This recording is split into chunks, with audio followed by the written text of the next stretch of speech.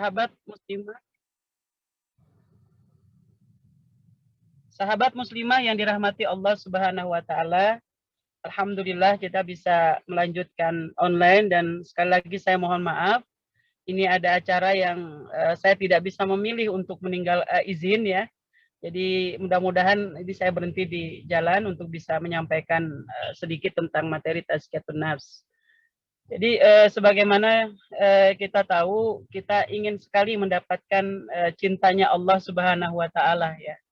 Karena kita tahu saat Allah mencintai kita, maka kita akan dibersamai dengan ketentraman, kebahagiaan, baik di dunia maupun di akhirat ya. Untuk itulah kita di antara salah satu agar kita bisa mendapatkan cinta Allah itu dengan memiliki sifat zuhud ya. Nah, zuhud ini mungkin bahasa kita sehari-hari ya sederhana ya, tapi mungkin lebih jelas lagi bisa kita lihat pengertiannya ya dari pendapat para ulama ya. Jadi pengertian makna zuhud ini kalau kita lihat menurut Abu Muslim Al-Khulaini, beliau mengatakan zuhud terhadap dunia tidak mengharamkan yang halal dan menyia-nyiakan harta ya. Namun zuhud terhadap dunia ialah engkau lebih yakin kepada apa yang ada di tangan Allah daripada apa yang ada di tanganmu. Dan jika engkau diuji dengan musibah, maka engkau lebih senang dengan pahalanya hingga engkau berharap seandainya musibah tersebut tetap terjadi padamu ya. Diperkuat lagi oleh pendapat Ibnu Taimiyah ya.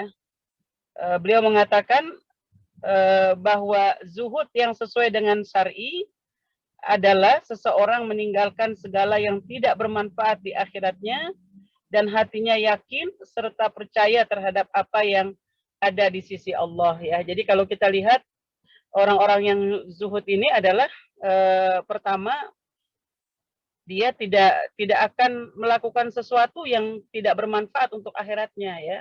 Jadi dia sibuk dengan urusan-urusan perbaikan diri ya, kemudian sibuk memikirkan kalau bisa yang masuk surga ini bukan hanya saya gitu ya, tapi keluarga saya. Terus kalau kita lihat teman-teman kita misalnya ya, jauh banget dari Allah itu jadi pikiran kita gitu ya. Nah itu selalu dia ingin mengambil manfaat buat dirinya, buat keluarganya, buat masyarakatnya ya, buat lingkungannya. Begitu juga saat diuji oleh Allah ya, dia tidak melihat kepada berat ringannya ujian yang dia hadapi, tapi dia fokusnya kepada balasan yang Allah akan berikan nih. Di antaranya udah pasti ya, Allah sayang kepada orang-orang yang ketika diuji oleh Allah, dia sabar ya, dia menjalani kalau misalnya ujian sabarnya itu diuji dengan sakit, ya dia sabar untuk berobat, dia sabar untuk isoman ya kalau COVID misalnya. Dia sabar untuk mengurusi ayahnya yang sedang sakit. Jadi ujian itu kadang-kadang bukan dari diri kita ya. Berapa banyak kita lihat kisah misalnya tidak selalu bahwa punya anak banyak itu semuanya siap mengurusi orang tua saat sakit gitu ya. Itu juga kita lihat ujian-ujian zuhud ya. Jadi artinya zuhud ini memang lebih mengutamakan amalan-amalan kepada akhirat ya, dan dia melihat balasan di balik itu pasti ada ya. Tentunya orang-orang yang mengharapkan balasan ini bukan orang yang ria ya. Dia terbayang gitu bahwa melihat contoh-contoh orang yang sabar ya, bagaimana kesabaran orang-orang di Gaza, orang-orang di Palestina ya. Dan kita tidak menyangka ya pada peristiwa penyerangan 11 hari ini Allah memperlihatkannya semua dunia itu membelanya ya, bahkan bukan hanya dari kalangan-kalangan orang yang taat agama ya, tetapi orang-orang yang beda agama gitu. Nah, itu bisa jadi sifat zuhud itu melekat pada penduduk Palestina. Apakah hanya pada penduduk Palestina? Tidak. Kita juga begitu ya, memiliki sifat zuhud itu. Nah, diperkuat dengan Imam Ibnu Taimiyah yang dikatakan zuhud itu adalah tadi itu yang berikutnya adalah hatinya yakin serta percaya terhadap apa yang ada di sisi Allah ya. Jadi kalau sudah dari Allah itu pasti terbaik ya.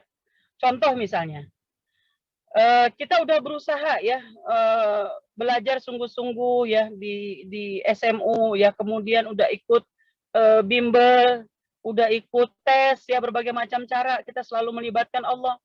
Tahu-tahu nggak lulus gitu. Sementara orang yang nggak ikut bimbel, yang juaranya juga di bawah kita misalnya rankingnya, tapi kenapa diterima gitu. Nah, ketika sunatullah ini sudah dijalankan, orang-orang zuhud itu tawakal. Pasti ada di balik itu semua ya. Seperti yang saya suka contohkan, kenapa saya kok nggak dihubungi kalau tiket ke AirAsia itu dimajuin gitu. Awal mulanya ya, mungkin ada di antara mereka yang marah-marah gitu ya, padahal pihak bandara bilang kami udah hubungin semua, nggak ada yang diangkat. Bisa jadi pada saat itu Allah palingkan semua, nggak ada yang deket HP gitu. Ketika sudah take off, baru semuanya membaca WA-nya atau miss call-nya gitu ya. Ketika ada sebagian yang marah-marah itu, ternyata setelah 1 jam atau setengah jam ternyata AirAsia itu musibah gitu ya, jatuh gitu. Nah, barulah yang dikatakan orang-orang zuhud itu yakin pasti di sisi Allah itu yang terbaik gitu ya. Dia sudah bekerja ya kemana saja, ternyata rezekinya ya take home-nya nggak tambah-tambah. Dia yakin bahwa rezeki Allah itu sumbernya bukan hanya dari dia pekerjaan dia. Bisa jadi sumber rezeki itu Allah mudahi ya, anak-anak, keluarganya jarang sakit ya, berarti kan pengeluaran berkurang. Kemudian ada orang yang udah lama ya ternyata dia membantu kita ya, apakah itu dengan sembako ataukah uang gitu ya, kita nggak nyangka-nyangka gitu ya. Jadi selalu orang yang zuhud itu dia tidak menyalahi sunnatullah, tapi dia terus berjalan, bergerak ya. Selebihnya dia serahkan ke Allah. Nah ini orang-orang yang zuhud ini memang persiapannya itu adalah keimanan yang kokoh dan pemahaman yang baik begitu ya. Nah, baru yang berikutnya kita lihat di sini bentuk-bentuk zuhud ya. Kalau kita lihat misalnya nomor 1 ini, hendaklah seorang hamba lebih yakin terhadap apa yang ada di sisi Allah daripada apa yang ada di tangannya sendiri ya. Diartikan dalam surah 11 ya, ayat 6. Dan tidak ada satupun makhluk bergerak bernyawa di bumi, melainkan semuanya dijamin rezekinya oleh Allah. Dia mengetahui tempat kediamannya dan tempat penyimpanannya. Semua tertulis dalam kitab yang nyata, Lauhil Mahfuz ya. Jadi yang Allah inginkan bahwa semua kita itu sudah ada rezekinya gitu ya. Kalau kita mau ambil contohkan itu, kita bingung ini. Semut udah dimatiin, ada lagi ya. Kemudian ada kucing, ada binatang-binatang yang kita tidak tahu rumahnya di mana gitu ya, swalayan di mana gitu, kantor mereka di mana gitu ya. Tapi Allah memberikan cara mereka untuk mendapat rezeki dengan jenisnya ya, dia sebagai seorang hewan misalnya. Nah, terlebih lagi kita dikasih akal gitu, bahwa Allah sudah yakinkan la roziko ilallah, tidak ada yang memberi rezeki kecuali Allah. Jadi kita mencoba untuk mensyukuri pekerjaan apapun ya. Orang bisa sampai naik level ya atau jabatan itu diawali dengan keikhlasan dan kesungguhan ya, bahwa yang dikerjakan ini, yang dia kerjakan ini memang yang halal ya. Kemudian ini yang Allah mudahi dapat pekerjaan ya. Dia telateni ya. Lama-lama Allah perlihatkan ya, ternyata memiliki bos atau atasan yang baik yang melihat prestasi kita ya. Banyak kisah yang kita temukan. Misalnya dulunya dikenal sebagai ada kisah nyata ya, adik saya tuh ngirimin video tentang temannya ya. Dia bilang, Kak Nur tahu nggak, ini si Fulan ya, dulu dia jadi marbot di musolah gitu ya. Marbot dia pokoknya, dia di situ dikenal lah pokoknya, suka suruh beli-beli barang-barang yang warung yang kecil-kecil yang kurang gitu ya. Sekarang Kak Nur tahu nggak gitu, udah sekitar 5 atau 6 tahun gitu ya. Sekarang sudah menjadi owner gitu dalam perusahaan gitu. Dikasih contohnya. Jadi bisa jadi 6 tahun itulah dia bersabar dari mulai yang paling sederhana. Nah, yang kedua dia ceritakan, tahu nggak nama teman aku yang ini Kak, kata dia. Dia itu dulu kerjaannya nongkrong gitu kan ya. jadi supir teman aku, kata dia. Sekarang udah menjadi ustadz ya, ngisi tablik dan segala macam hal ya. Jadi bisa jadi jalan hidup yang kita tapaki ini bisa jadi lebih banyak durinya ya. Tapi kalau kita selalu membersamai dengan keikhlasan ya, dengan zuhud ya, bahwa yang terbaik yang Allah berikan pada diri kita ya, ini jalannya tuh akan tenang hidup ya. Termasuk bab jodoh gitu ya. Bab jodoh ini yang membuat kita tenang, kita nggak penting gitu penilaian orang lain gitu ya, baik yang misal bisa jadi usianya sudah terus bertambah, jodoh belum Allah kasih ya, atau yang lebih cepat ya sudah Allah kasih gitu. Jadi dia melihat bahwa pilihan Allah itu yang terbaik. Mungkin kalau sekarang dipercepat jodohnya, kita nggak kuat. Bisa orang dipaksakan ya, Allah kasih jodohnya, tetapi setelah itu banyak permasalahan-permasalahan. Karena yang minta mempercepat itu adalah si fulan atau fulanah gitu ya. Tidak minta restu, ini Allah ridhoi apa enggak gitu ya. Setelah itu Allah berlepas diri. Tapi kita bersabar ya. Tidak sedikit juga misalnya teman saya itu umurnya udah seusia saya ya, dia ikut taklim ke saya gitu ya.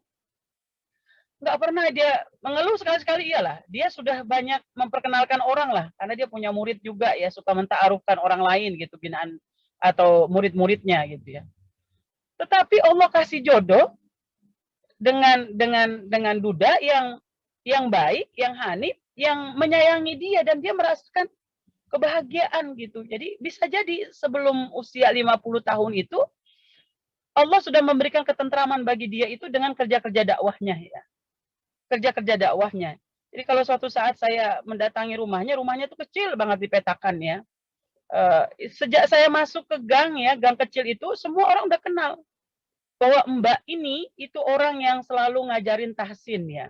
Mbak ini dia kalau ada yang susah urusan berobat, dia yang selalu membantu. Namanya itu sudah harum ya. Allah sempurnakan di usia 50 tahun dia baru menikah ya. Jadi jangan sampai zuhud itu hanya bab makanan, bab sikap ya, fikroh atau konsep pemikiran pada diri kita itu juga harus kita lihat bahwa kita sudah menjalankan perintah Allah, tidak melanggar perintah Allah. Kalau jodoh itu belum Allah kasih, berarti ada nilai positif. Contohnya si fulanah teman saya ini, walaupun dia nikahnya disempurnakan yaitu misal usia 50 tahun, tapi dia sudah meninggalkan jejak-jejak kebaikan ya. Melalui dia banyak orang yang sembuh ya, karena dia telaten ya, mendatangi puskesmas, minta surat rujukan dan segala macam hal. Kemudian hidup taklim-taklim di sekitar dia, karena dia termasuk yang dituakan gitu ya, semua dari anak-anak, ibu-ibu gitu. Nah ini teman-teman sekalian, jadi bentuk zuhud itu adalah dia menyandarkan kepada keyakinan terhadap apa yang ada di sisi Allah. Kita juga begitu. Nah kalau ini kita tanamkan, maka kita menjadi orang-orang yang tenang ya. Terlebih lagi, kalau dia misalnya diuji oleh Allah, baru menikah beberapa bulan atau 4 bulan gitu, atau 4 tahun gitu ya, punya anak satu, tahu-tahu suaminya meninggal gitu. Berarti kan dia diuji dengan status sebagai seorang janda gitu. Apakah kemudian dia harus pamer gitu, kecantikan dan segala macam supaya orang tertarik? Enggak gitu. Pasti Allah ada jalannya yang Allah berikan ya. Nah ini yang dikatakan bahwa hendaknya seorang hamba itu lebih yakin terhadap apa yang ada di sisi Allah ya. Yang di sisi Allah itu yang terbaik ya. Baik kita sebagai seorang ibu ya, seorang karyawan ya, seorang sahabat, itu selalu dibersamai dengan ketenangan. Baik kita dilengkapi dengan kelebihan rizki maupun hanya pas-pasan rizki kita. Karena Allah selalu membersamai kita ya. Lanjut yang nomor 2-nya.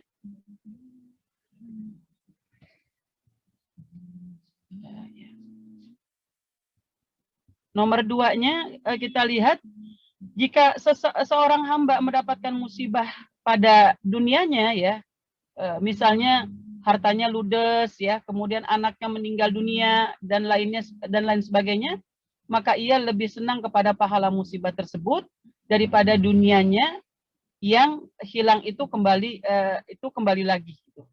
Jadi kalau kita misalnya nih sudah memahami kedudukan harta dalam Islam ya, kita udah tahu kita hanya pemilik sementara. suatu saat nih misalnya kehilangan gitu ya, kehilangan uang gitu ya, kita ada perasaan ini nggak telaten, nggak teliti, mestinya tadi sletingnya ditutup gitu ya, mestinya dikunci. Ada introspeksi diri, tapi setelah itu ya sudahlah, ini memang bukan rezeki saya gitu. Ini bukan rezeki saya ya. Misalnya seperti saya pernah mungkin cerita mengalami gitu ya, pada saat almarhum hidup gitu ya.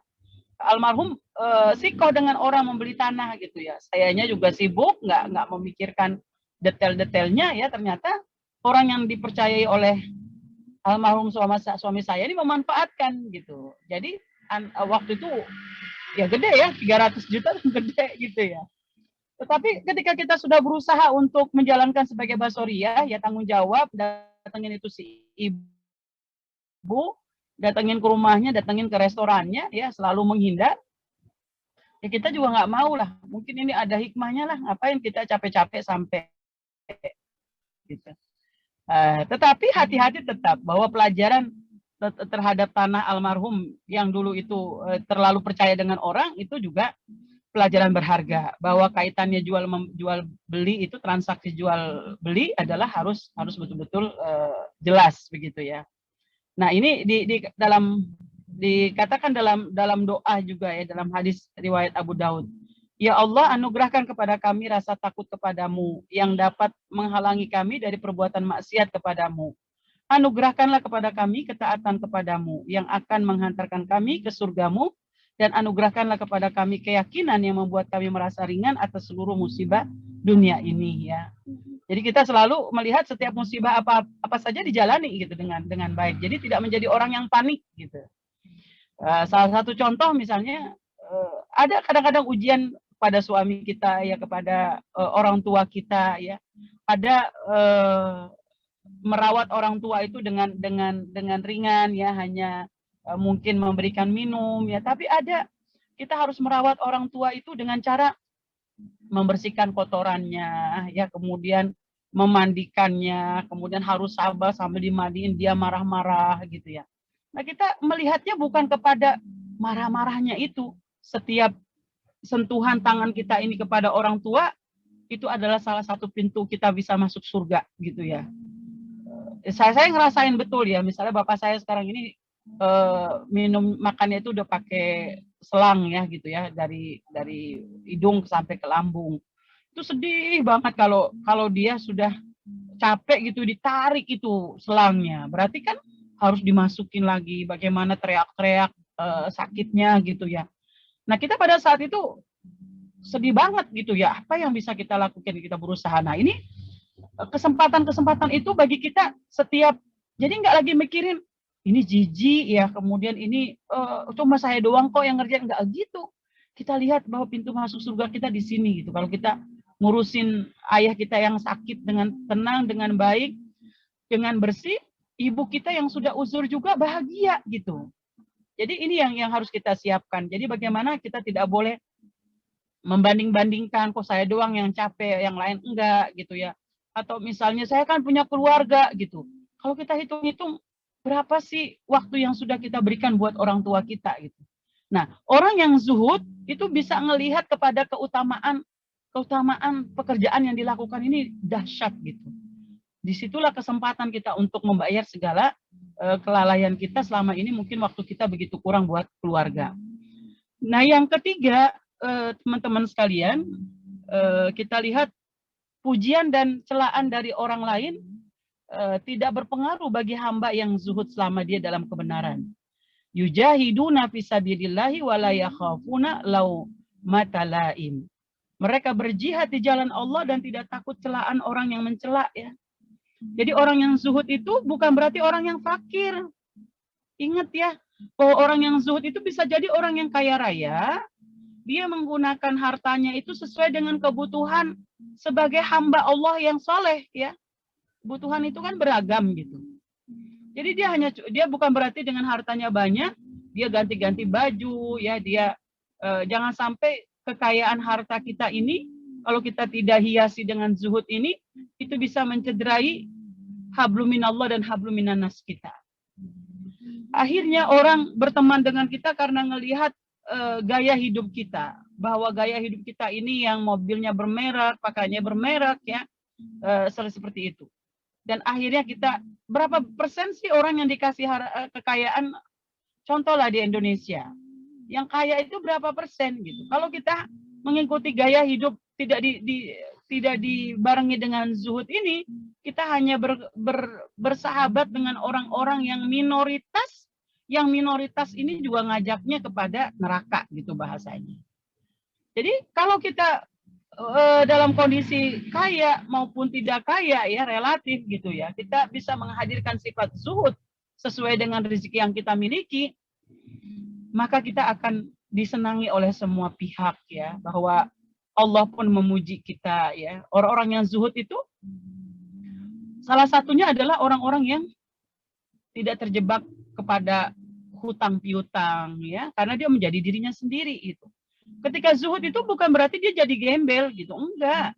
Dia tetap menjaga etika ya. Kalau kita lihat misalnya orang bisa beli baju, satu bajunya misalnya 500.000, kita bisa kok beli baju yang 100.000 ya, atau 75.000 gitu ya. Dan orang nggak pernah lihat kita pakai baju seperti apa. Nah ini yang dikatakan skill ya, bagaimana selain keimanan yang baik ya, yang kuat, pemahaman yang bagus tentang akhirat, dia juga bisa memahami ya bagaimana dengan rezeki yang sedikit ini, performance dia ketika keluar itu tidak malu-maluin gitu ya. Ya sekarang kan kita lihat dengan jualan online itu kadang-kadang jauh lebih murah ya. Kita berpenampilan juga tapi harganya kejangkau, dan pada saat kita komunikasi juga orang tidak mikirin pakaian kita acak-acakan, enggak juga gitu. Jadi zuhud ini tidak akan pernah mengganggu habluminallah habluminanas kita terapkan. Bahkan yang ada adalah Allah akan menambah kemuliaan baik dari Allah maupun dari sesama manusia ya. Kita lihat ini yang ketiga adalah dia nggak pengaruh. Jadi sama, makanya dikatakan orang sama dengan orang yang ikhlas. Orang yang ikhlas itu nggak terpengaruh. Apakah kebaikan-kebaikan yang dilakukannya itu mendapat pujian atau celaan? Karena segala amal yang dilakukannya itu adalah semata-mata karena Allah, bukan karena manusia ya. Ini ada tiga bentuk tentang yang disebut dengan zuhud ya. Yang berikutnya kita lihat.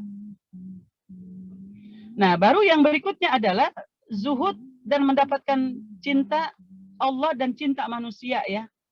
Sudah pasti nih rombongannya ya. Orang-orang yang ria, dia kan berharap ingin dapat pujian manusia kan. Sekali saja dia dipuji, dia akan bangganya selangit lah bahasanya.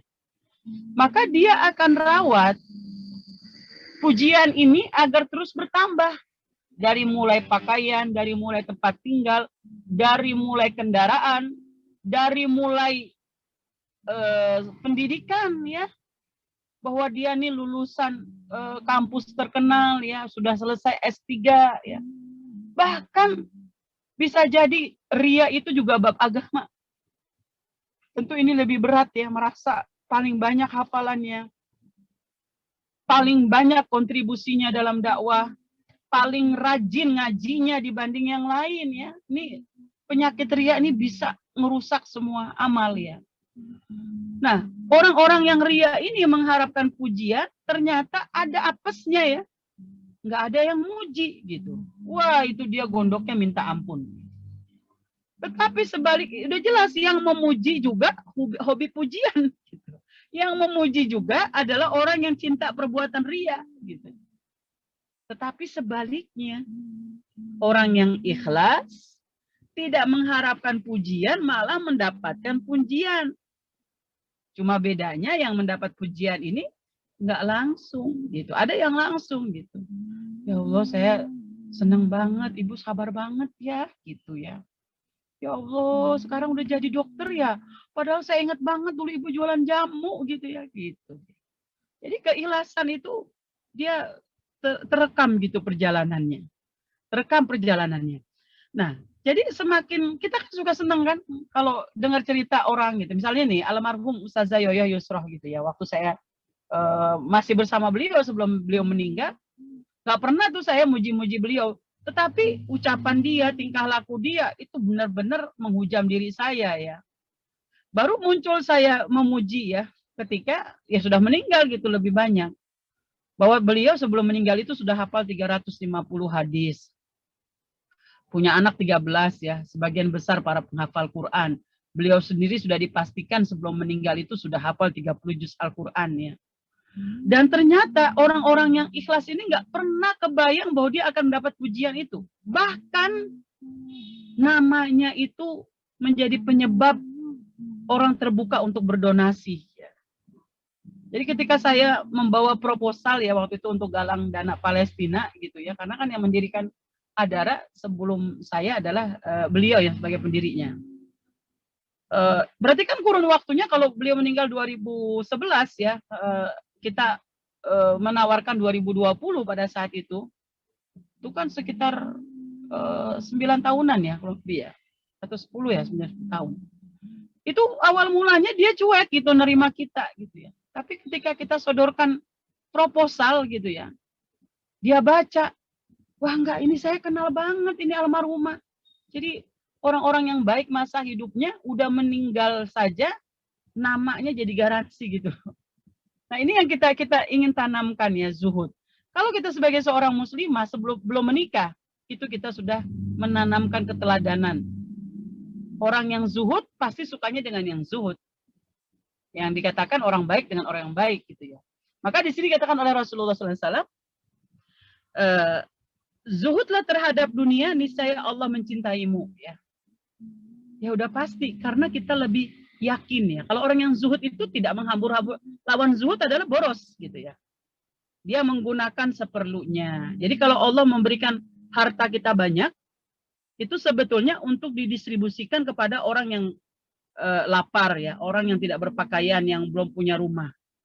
Kalau kita dikasih kenikmatan sebagai pejabat ya, pejabat dengan caranya yang halal ya, kan ada orang menjadi anggota dewan itu bukan karena money politik ya, bukannya karena ngasih uang, tetapi dia selama ini memang bergerak untuk rakyat gitu, untuk umat ya. Nah ketika dia punya jabatan, coba bayangkan, tanda tangannya itu sangat berarti ya. Karena dari tanda tangan itu dia bisa orang-orang miskin itu bisa mendapat keringanan ya, karena memang ada aturannya gitu ya. Begitu juga popularitas yang kita bangun ya sebelum kita terkenal ya dengan baik-baik talenta kita ya. Walaupun mungkin ya bukan berarti kita menganggap jaringan itu selalu ya majelis taklim ya. Kita ambil contoh misalnya YouTuber ya, apakah artis, terlepas dari plus minusnya ya. Artis Atta Halilintar ya, dalam satu hari hampir mendekati 2 miliar mengumpulkan untuk dana Palestina ya. Fadli misalnya YouTuber ya, dia bisa mengumpulkan 1 miliar untuk saudara-saudara kita di Palestina gitu ya. Nah itu artinya jaringan yang dia miliki tidak dia kekepin untuk kepentingan pribadi gitu. Jadi kita rahmatan lil alamin. Itulah kebaikan-kebaikan. Coba bayangkan 1 miliar dia kirim, dihimpun dari jaringannya. Jaringannya dapat pahala dan dia sendiri mendapat pahala dari jaringan yang dia kumpulin, sama dari orang-orang Palestina yang menikmati hartanya itu, yang memanfaatkan hartanya itu ya. Begitu juga kita ya dalam kegiatan-kegiatan sosial di taklim kita di PLN ini. Mungkin yang mengikuti kajian kita ini hanya berapa yang bisa hadir. Tapi ketika ini diposting di sosial media kajian kerohanian PLN itu, berapa orang yang melihat? Sebanyak itulah keberkahan PLN yang akan didapatkan, termasuk pengurus-pengurusnya yang mengurusi itu. Jadi Allah akan menyukai karena dia memposisikan hartanya itu sesuai dengan amanah ya. Bukan hanya, kalau ada Allah menyukai, sudah pasti ya keberkahan, rahmat, malaikat, semuanya akan mengikuti yang seperti Allah inginkan. Zuhud terhadap dunia adalah salah satu cara mendapatkan cinta Allah ya. Sabda Rasulullah SAW, dan zuhudlah terhadap apa yang ada di tangan manusia, niscaya engkau dicintai ya. Masih ada lagi nggak slide-nya ya? Kayaknya masih ada. Nah, kita lihat di hadis ini menunjukkan bahwa Allah mencintai orang-orang yang zuhud terhadap dunia dan mencela orang-orang yang mencintai dan mengutamakan dunia daripada akhirat. Ya udah pasti, nggak usah Allah gitu ya. Kita aja sebel banget ngelihat OKB, orang kaya baru gitu ya. Kita aja sebel banget ngelihat orang pamer. Setiap hari pamer ya, apakah makanannya diposting gitu ya, apa kendaraannya, apa segala macam hal. Begitu juga Allah. Maka kita diminta untuk menyukai apa-apa yang Allah sukai, untuk membenci apa-apa yang Allah benci. Maka dalam surah 75 ayat 20-21, wa tadharunal akhirah kalla bal tuhibbunal ajilah. Tidak, bahkan kamu mencintai kehidupan dunia dan mengabaikan kehidupan akhirat. Jadi dunia ini akan kita tinggalkan. Jangan mau kita diprogram oleh harta kita ya. Semua perjalanan hidup kita ini direkap oleh Allah Subhanahu wa taala. Misalnya konsep warisannya. Kalau kita diuji dengan punya orang tua yang hartanya banyak, nah di situ akan kelihatan tuh. Bagaimana anak-anak yang perhitungan gitu, mana-mana anak-anak yang enggak gitu ya. Kalau konsep yang untuk menghindari percecokan itu bagusnya pembagian itu sebelum meninggal. Nggak pakai konsep waris, hibah gitu. Jadi anak-anak itu sudah dibuat sedemikian rupa bahwa kalau harta nanti, harta orang tua itu banyak melimpah, itu jangan sampai menjadi bahan merusak ukhuwah sedarah gitu ya. Itu kan ada yang gontok-gontokan, ada yang bahkan sampai ke pengadilan gitu ya. Karena dari awal tidak tertata begitu ya, tidak tertata dengan baik. Nah, jadi kita sudah mengajarkan kepada anak ya, sering bersedekah, berbagi ya, mengorbankan waktu untuk umat ya. Saya ngerasain banget di rumah ya, bagaimana anak-anak itu dengan perjalanan waktu tuh belajar melihat kehidupan saya begitu ya. Yang dulu kita nggak kepikiran gitu, ternyata doa-doa kita diijabahnya baru sekarang gitu. Kadang-kadang dia chat ya, aku ingat banget nasihat Umi kalau kita ada niat berbuat baik jangan ditunda-tunda gitu. Dia ngomong begitu setelah nganterin saya misalnya kue bola apa itu ya, kue bola gitu ya. Aduh ini pas banget nih Umi buat teh panas gitu, kakak bawa ini gitu. Iya tadi aku kasih nenek juga gitu, aku kasih tante-tante juga. Gak apa-apa ya Mi, walaupun sedikit aku pengen ngikutin jejak Umi misalnya gitu ya. Jadi kita mengalir aja gitu melakukan kebaikan mulai dari diri kita, jangan nuntut ke anak kita dulu, ke suami kita, ke atasan kita, ke teman karyawan kita, mulai teladan gitu dari diri kita. Sifat zuhud itu harus ditanamkan gitu ya. Kalau ada dua toko yang lebih murah, kenapa harus beli yang mahal gitu ya. Nah, yang hadis yang berikutnya, barang siapa yang tujuan hidupnya adalah dunia, maka Allah akan mencerai-beraikan urusannya. Serem banget ya. Menjadikan kefakiran di kedua pelupuk matanya. Dan ia mendapat dunia menurut apa yang telah ditetapkan baginya.